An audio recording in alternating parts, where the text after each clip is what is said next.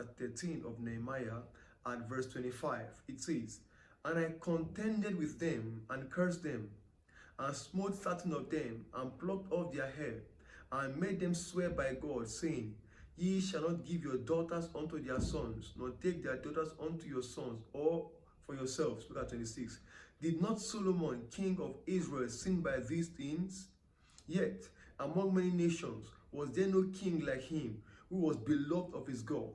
You need to be very careful about this. He was beloved of God.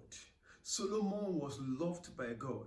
Solomon was endowed with wisdom. I tell you, no matter the potential, no matter the possibilities, no matter the thing you could become, if you miss it in this area and you get hooked by a strange woman, I tell you, they can rob you and bring you down to nothing. Many great men fell victims for strange women, and I tell you, the outcome, the consequences, it's like it is even they are unthinkable. They are unthinkable. So look at even Solomon, the beloved of God, the one that God revealed himself to, manifested himself to, and yet said, who was beloved of his God, and God made him king over all Israel. Now look at what he said. "Nevertheless, even him did outlandish women cause to sin."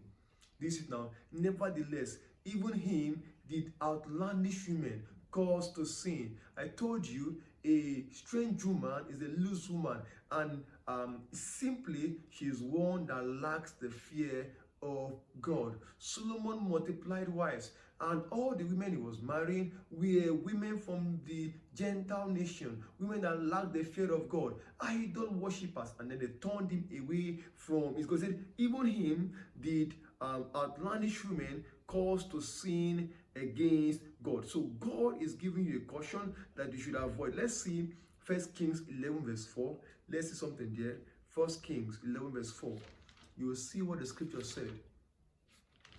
Chapter 11 of 1 Kings verse 4. So the first person we are seeing here is the person of Solomon. It's Solomon. Chapter 11 of 1 Kings verse 4. It said, "For it came to pass, when Solomon was old, that his wives turned away his heart after other gods, and his heart was not perfect with the Lord his God, as was the heart of David his father." You can imagine that. And after the lofty position, after God had raised him high, after God had exalted and elevated him, because he gave himself to women, strange women, he said they turned his heart from God. Of course, you know the outcome. It was because of this that the kingdom was torn from him.